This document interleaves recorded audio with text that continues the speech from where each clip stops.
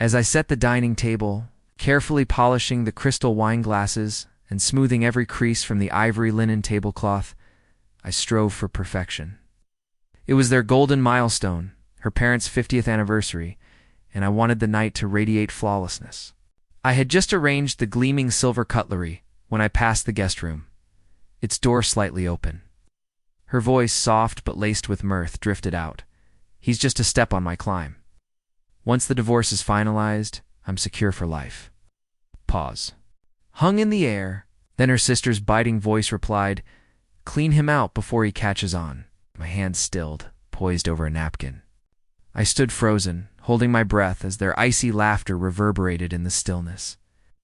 Then I returned to the dining room, adjusted the floral arrangement, and lit the candle's gentle flicker. When the guests arrived, I poured wine with steady. Hands played the loving partner, and raised my glass to toast's lasting devotion. Her smile sparkled, mine stretched wider. 4 days later, when her lawyer's email landed, I was already unmedially, emotionally, and financially. I'd burned the bridge they thought they'd cross. We met 7 years prior at a polished corporate event. She shone in a crimson dress, her ambition as sharp as her perfume. I was already successful, a man of wealth. She was still scrambling upward. I mistook her hunger for passion, her charm for sincerity. Together, we built a life. I gave her entry to my world, accounts, schedules, my absolute trust. She played her role perfectly. Intimate dinners at home, late-night talks, vacations where we'd muse over names for children we never had. But somewhere between murmured, "I love you," and her cold, "just a step," the foundation cracked. The signs emerged slowly. A brief hesitation when I entered. Her phone always face down. Late-night work that left traces of unfamiliar lipstick. Her eyes no longer met mine. Her laughter sounded empty. I asked once lightly, "Everything okay?" She grazed my cheek with a kiss and whispered, "Of course." I never asked again. The truth surfaced with a soft ping. Her tablet lit up while she showered. Message from her sister glowing. "Don't leave a paper trail and stop using the joint card for hotels." I didn't unlock it. I didn't need to. Confronting her wasn't my strategy. She'd anticipate that, twisting an argument into claims of my harshness. Instead, I went quiet. Then, I started crafting my exit. First, I uncovered her blind spots. She thought the house was ours together. It wasn't. I'd bought it before we married, never adding her name. She assumed our investment account was fully shared.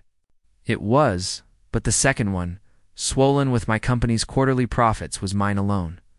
Step 2, lock it down. I transferred the major funds, froze our joint accounts, canceled her secondary credit cards, and shifted business assets into a trust under my brother's name. Every action was meticulous, legal, and unseen until it was too late. Step 3, watch. She escalated her spending. Designer gowns, lavish spa retreats. I nodded at each expense, letting her revel in false security. She started hiding her phone under her pillow at night. I stopped trying to peek. Her actions spoke louder than messages.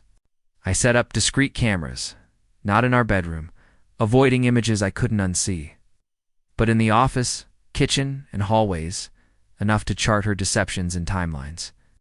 For days after the anniversary celebration, her attorney's email arrived, proposing a discussion about splitting assets. No shock, no sorrow, just strategy, I replied calmly. I'm open to talks. Shall we bring in forensic accountants? Silence lingered for a day. Then a gentler email came. Can we meet alone? Just us?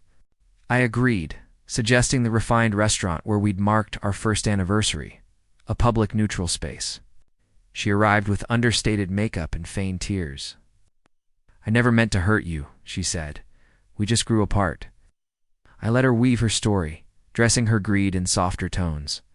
Then I slid a thin envelope across the table. Inside were printed messages, hotel receipts, video clips, and a separate dossier outlining my financial moves, all dated before her legal play.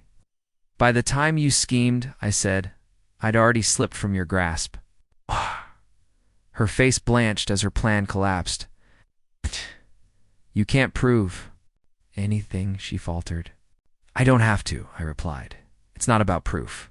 It's about what you can't touch. Her hand trembled. The waiter poured wine. I raised my glass to truth. She fought back, claiming emotional harm, casting me as the schemer.